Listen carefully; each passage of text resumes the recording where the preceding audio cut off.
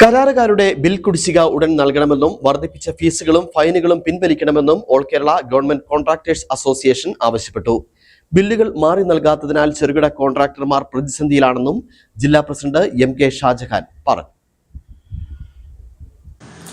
സർക്കാർ വിവിധ മേഖലകളിൽ ആനുകൂല്യങ്ങൾ വാരി വിതറുമ്പോഴും നാടിന്റെ വികസനത്തിന്റെ മുഖ്യ പങ്ക് വഹിക്കുന്ന ഗവൺമെന്റ് കരാറുകാർക്ക് ഒരു പരിഗണനയും നൽകുന്നില്ല എന്ന് മാത്രമല്ല അവഗണനയും നേരിടേണ്ടി വരികയാണെന്നും all Kerala contractors association Idukki ജില്ലാ പ്രസിഡന്റ് എം കെ ഷാജഹാൻ പറഞ്ഞു.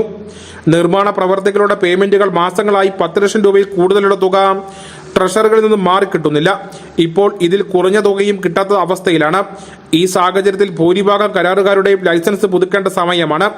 നിലവിൽ ഉണ്ടായിരുന്ന സെക്യൂരിറ്റി ഡിപ്പോസിറ്റ് തുക 3 ഇരട്ടിയായി വർദ്ധിപ്പിച്ചിട്ടുള്ളതിനാൽ എല്ലാ കരാറുകാരും അധിക തുകയ്ക്കുള്ള സെക്യൂരിറ്റി ഡിപ്പോസിറ്റ് നൽകുന്നതിന് സാമ്പത്തിക ബുദ്ധിമുട്ടിലാണ്. സർക്കാരിന്റെ സാമ്പത്തിക പ്രതിസന്ധി തങ്ങളെ കാര്യമായി ബാധിച്ചതിനാൽ കരാറുകാരുടെ ലൈസൻസ് പുതുക്കുന്നതിനുള്ള കാലാവധി 31/3/2027 വരെ ദീർഘിപ്പിക്കണമെന്നും അസോസിയേഷൻ ആവശ്യപ്പെട്ടു. നമുക്കറിയാം, ഒരു സർക്കാരിൻ്റെ വികസന പ്രവർത്തനങ്ങൾ ഏറ്റവും കൂടുതൽ നടക്കേണ്ട ഒരു സമയമാണ് മാർച്ച് മാസം എന്ന് പറയുന്നത്. എന്നാൽ ഗവൺമെൻറ് എല്ലാ രീതിയിലുമുള്ള കരാറുകാരുടെ മേലെ റഷ്യൻ നിയന്ത്രണം അടിച്ചേൽപ്പിക്കുകയാണ്. കഴിഞ്ഞ കുറേ നാളുകളായിട്ട് കരാറുകാർ ചെയ്ത പണികളുടെ ബില്ലുകൾ ട്രഷറിയിൽ നിന്ന് മാറിക്കിട്ടുന്നില്ല.